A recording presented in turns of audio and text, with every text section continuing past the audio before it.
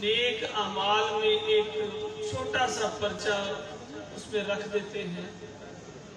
اس چھوٹے سے پرچے کے رکھنے سے اس کی نیکیوں کا پلڑا بھاری ہو جاتا ہے، اس کے گناہوں کا پلڑا ہلکا ہو جاتا ہے۔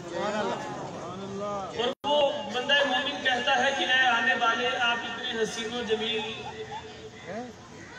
آپ کون ہیں کہ آپ کے ایک معمولی سے عمل سے روز قیامت میری نجات کا سامان پیدا ہو گیا، میرے گناہ کم ہو گئے، میری نیکیاں بڑھ گئی۔ تو وہ حسین و جمیل شخصیت بتائے گی کہ آنے والے، میں تیرا نبی حضرت محمد صلی اللہ محبت سے پڑھیے صلی اللہ کہ دنیا میں رہتے ہوئے تو میری ذات پر درود پاک پڑھتا تھا، آج تک تیرے اوپر مشکل وقت آیا ہے تو میں تیری دستگیری کرنے آتا ہوں۔ سبحان اللہ۔ تو اس لیے محبت کے ساتھ جو ہم اس یقین کے ساتھ درود پاک پڑھیں، ہم جو درود پاک پڑھیں گے یہ درود پاک ہماری دنیا اور آخرت کی نجات کا سامان ہے۔ الصلاۃ والسلام علیک یا سیدی یا رسول اللہ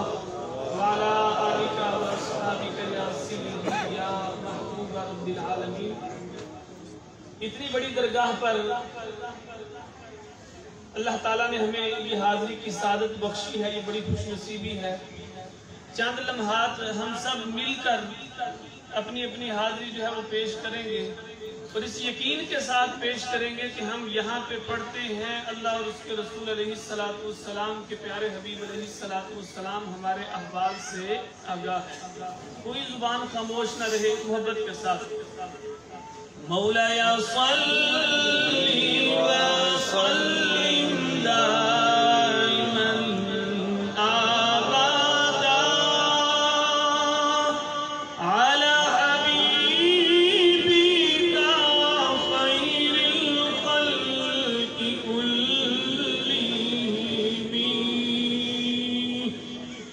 سب سے